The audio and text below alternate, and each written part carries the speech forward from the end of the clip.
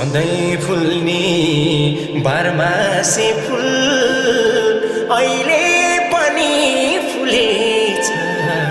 परदेशीले घर फर्किने बाटो भुलेछ।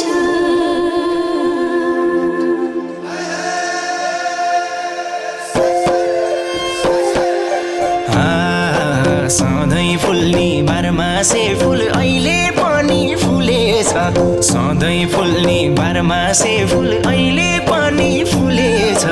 परदेशीले घर आउने बाटो